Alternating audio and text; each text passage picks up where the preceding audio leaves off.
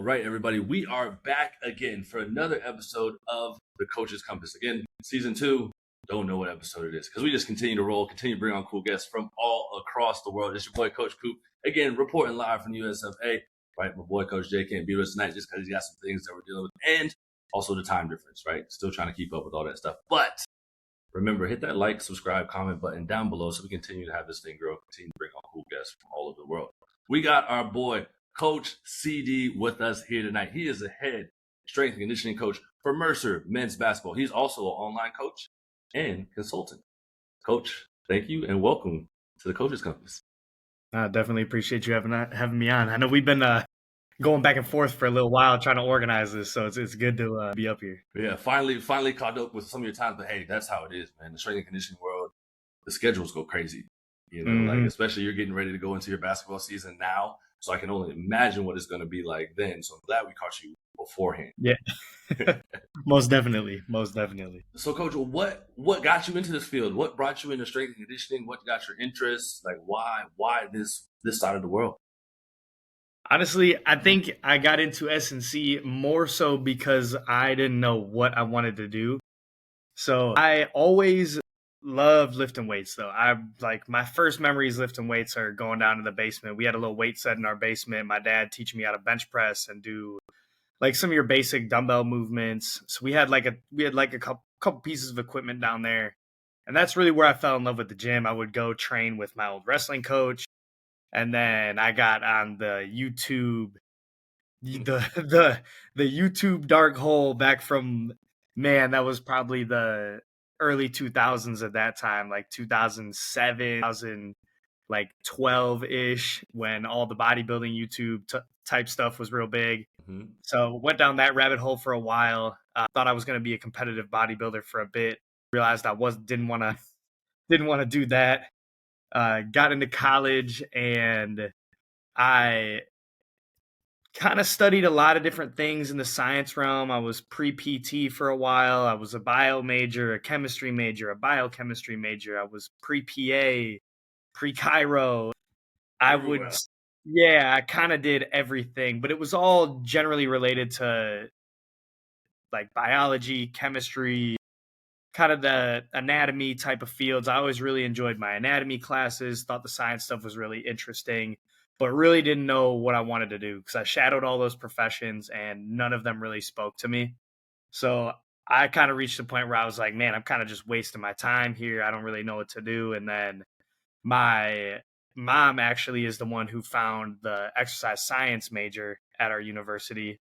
So then I ended up getting in contact with the strength coach there, talked to him, kind of figured out what it was like. So I had my personal training cert. So I was training some people on the side anyways.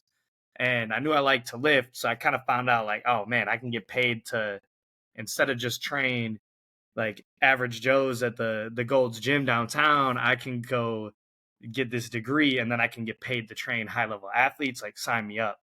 And ever since then, I've been at, I think this is my 6th Division I school that I've been at, between being an unpaid intern, a GA, full-time staff member, and then I've been with the D3 school I got my degree from, which puts out an absurd amount of strength coaches, and then 2 private facilities back where I'm from in like Milwaukee area of Wisconsin. So as soon as I got bit by the bug, I dove all in. I mean, hey, the navigation is crazy, but you did talk about saying that you could get paid for doing something that you loved. But we all know when we first started in the strength and conditioning world, there's a lot of jobs you got to take that are unpaid. Like you said, you had the unpaid internship. What was it like, though, when you realized that there's a little bit more of the ladder that you got to climb before you actually do get those paid positions? It sounds weird to say now because like now where I'm at in life, like just got engaged, thinking of starting a family soon. Like now some of that, the money stuff does matter a lot more. But early on, it wasn't even really something I was fazed by. When I was an intern and a GA, I kind of just knew what it was. Like I was very fortunate that I had a lot of good mentors that were very honest with me early on about what the process was going to look like. So going into it, I knew you were going to work unpaid for more than likely a year. I knew going into a graduate assistant that it was going to be pretty much the way I was going to get paid was getting my master's degree paid for. Yeah. And whatever stipend on top of that was just kind of bonus. And like, I just kind of embraced it that those few years I was just not really going to be bringing in a lot of money. And it was just kind of my time to figure it all out, grind, build up a ton of connections, and do things that are going to set me up for getting those full-time jobs down the line. And then even like those first, like the first time you get that check that's more than 800 to, like, my GA stipend was like $1,000 a month. The first time you get a check that's even a little bit bigger than that, I was like, I made I it. made it. I did it. I was like, yes, I'm making money now. And then all of a sudden you realize, man, it's not that money doesn't go, it goes a little bit further because you're still living that like GA intern lifestyle where you spend so much time in the building. And fortunately for me, that first full-time job was I guess technically I was hired full-time at Georgia, but I stayed there for a very short time, full-time, before I took my job in Wyoming. But like Wyoming, no state income tax. Laramie is extremely cheap to live in. Like, cost of living, cost of goods out there is not very high. So making less of a salary was a little bit easier to put stuff away. But a raise is far and few. they're far and in between, and they don't tend to trickle down a whole lot Yeah. through the staff. So, that's really the biggest reason why I started finally getting online and put myself out there and try to build that online business, was to just have another source, another way to bring in some of that extra income on top of what I'm making. Yeah. I mean, you do talk about that online platform. What was it like now? I mean, you're at your sixth stop, right? What was it like, though you've worked with multiple different sports, I'm guessing, along the way? Now you're specifically at men's basketball, and then you're also trying to build up your online platform. What was it like to have to learn all these, how to work with different styles of athletes, and now being with only basketball, and then on top of that, building up your own online platform? Yeah, the working with different athletes, it wasn't a big transition for me, more so because I think because my undergrad, when I started interning, so I went to UW, University of Wisconsin Lacrosse. It's a D3 program right on the Mississippi, up by the Twin Cities in Minnesota. And when I started interning there, I worked with all of our varsity sports, like right off the bat. So my very first, and I guess even before that, I started interning at a private facility. So my very first experience in actual strength and conditioning, not just personal training people one-on-one, more body composition type of goals, was working with a wide variety of athletes and a wide variety of ages. So like we had at that private facility, it was youth athletes all the way through professionals. And we even had some like elderly population that still was active, like playing tennis or playing badminton, things like that, that had performance related goals that were a little bit different than just kind of your general, just want to be healthy as I age. So getting those exposures early on, and then even at the school I went to when I started interning there, working with all those different sports, and we had a bunch of different teams too: track, gymnastics, football, baseball, basketballs, wrestling. There were a lot of exposure there. And then even from there, I went to another private facility where you've got the same setup, where it's the youth programs, you've got your kind of mid-youth, that like middle school age, you've got your high school groups, you've got your college kids, you've got your pro groups, you've got your mom and dad groups. So I got that exposure early on before I ever took my first internship at a Division I, like bigger Division I football program. So moving through those, getting that exposure early on really helped me to realize that training the athletes, you're looking for a lot of very similar things from our lens. Like our lens as a strength coach, strength and conditioning coach, performance coach, whatever you want to call it.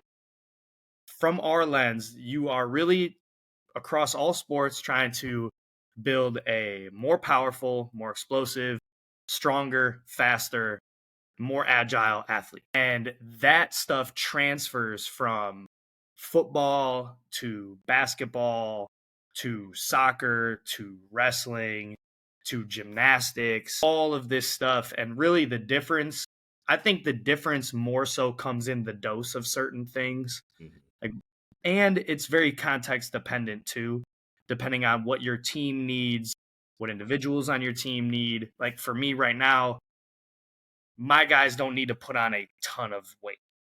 Like it's not It's just, like I mean, hoopers. I mean, yeah. Like it was a lot of body composition changes. We had a few guys that we wanted to add a couple pounds to. We got a few guys that we wanted to lose a little bit of weight.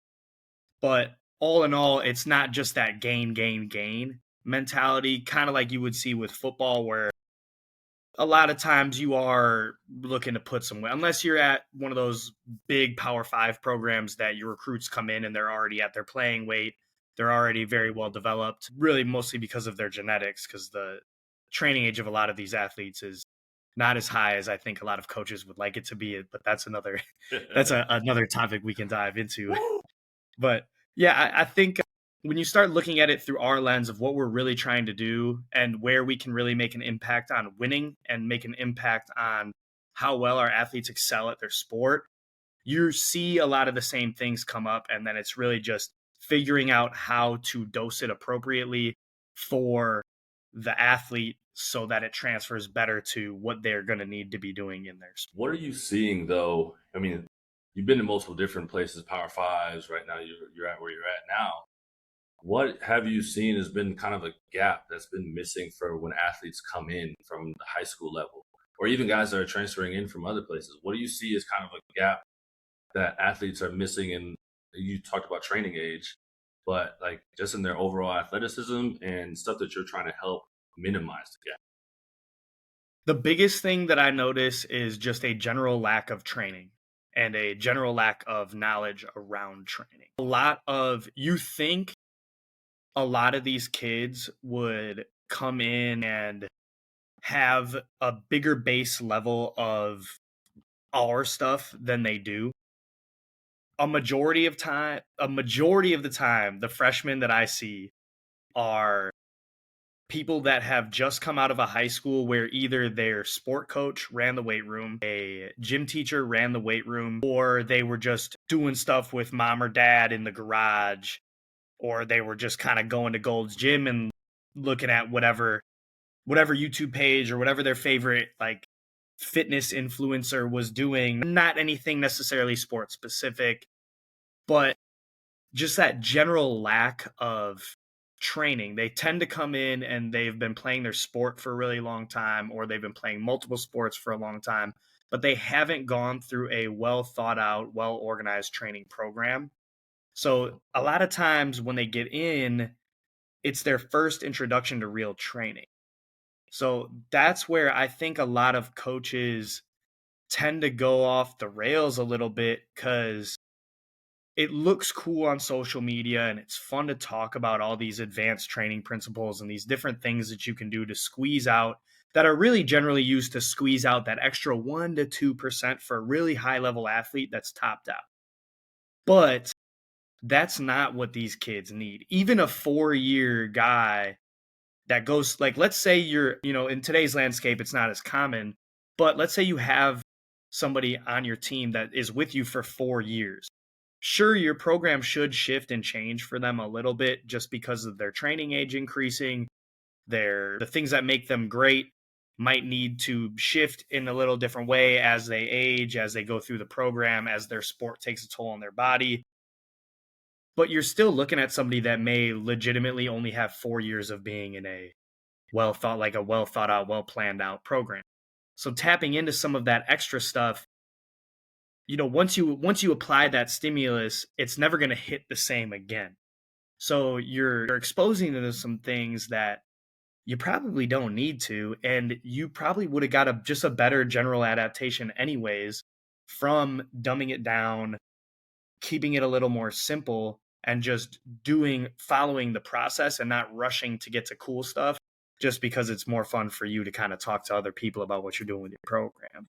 So like I think that's really the biggest thing and I think the biggest difference between those Power 5 schools and like smaller Division 1 programs, even going to the D2, D3 level, is more so the genetic freaks that you get. Like, you're just going to get Yeah. kids that they're just getting better overall athletes at those higher levels.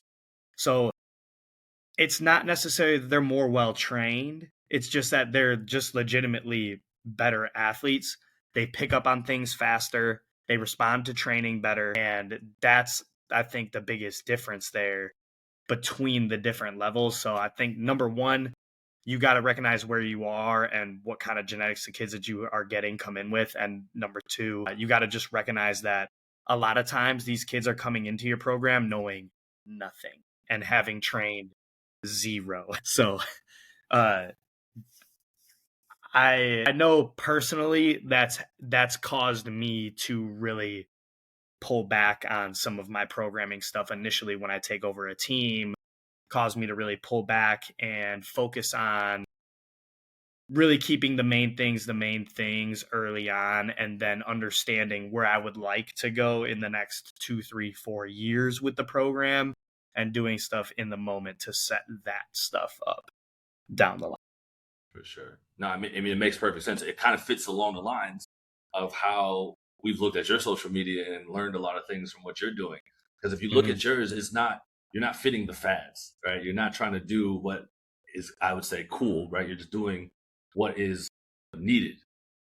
How have you used your platform, to kind of continue to educate not only just the athletes that you're working with and athletes that are on Instagram, but also coaches, to show them that, hey, you don't have to always do what's like deemed as cool or for clickbait or whatever it may be, but like showing them how to do, keep the main thing the main thing. I almost wish I did more clickbaity stuff. My page would probably blow up a lot faster, but And we found you, so yeah, you might see something crazy coming up. But I think the biggest thing is, honestly, I just film anytime I work out, I pretty much always just film it now, just because I'm like, you never know when an idea is gonna come, something you can talk about.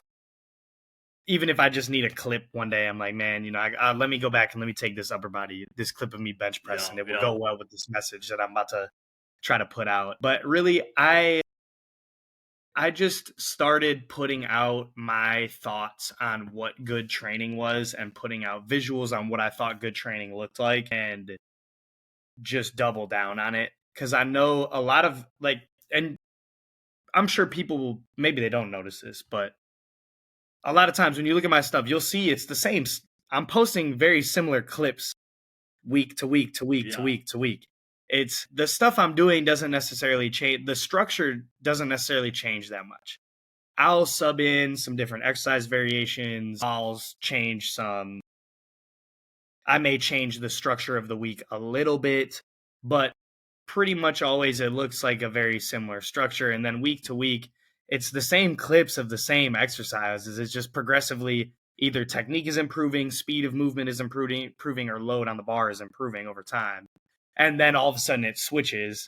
Like, I think that's just I wouldn't say there's anything wholly calculated about the way that I approach trying to get that message across. It's more just, this is what I'm doing every day because I know it works. And these are my thoughts on why I'm doing what I'm doing, and see if that stuff can help resonate with somebody, teach them, maybe give them a new perspective, maybe confirm to them that they're on the right track, or just really just doubles down. Like, if you want to be more athletic and you want to be better at your sport, you should be sprinting, you should be doing plyometrics, you should be changing direction, you should be lifting weights fast, light weights fast, you should be lifting heavy weights that force you to move slow. And if you're doing that, you're hitting all your boxes. And you can have plenty of variation within that kind of template to keep things fresh, to keep things engaging, but you're still doing the same stuff. Like, I may do a 2-point start for a sprint one week. I may do a falling start the next week. I may do a 3-point start the next week, or I may run this start variation for 3 weeks, and then this start variation, and then this start variation, or I'm doing this type of squat as my lower strength, and then I move to this squat. You're doing the same stuff. You're just changing something slightly about the movement that manipulates the velocity or the load, but the effort still stays there, and you can still keep the same general structure. and you're going to just see results over time because that's just how it works. I mean, you make it sound simple, Coach, right? But you know what I mean? Like, but you got a lot of people Yeah. that are out there that are trying to push, all of these different types of agendas, right? Like, Mhm.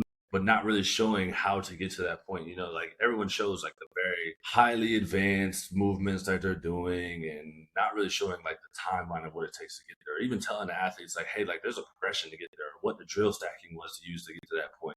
And I think a lot of Mhm. athletes are getting lost in the sauce of, hey, I need to be able to do this right away.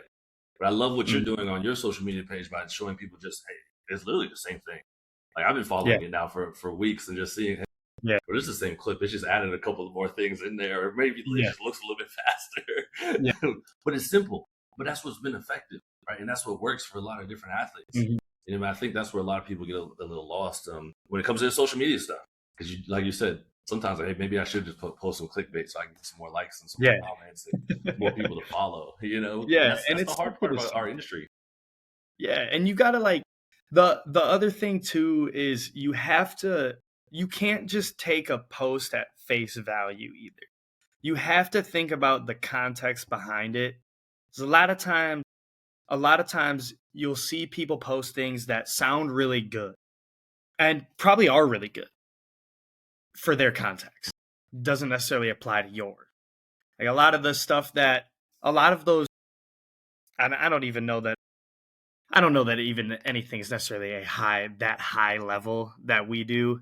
I don't know if there's anything really that complex that would necessarily be dubbed a extremely high level, really difficult thing for somebody to grasp, like as far as like technical, tactical type of stuff goes. But you just have to take that stuff into account, the context and the lens that the person is speaking with, because that stuff does look cool, but if it doesn't apply to your situation, it doesn't apply.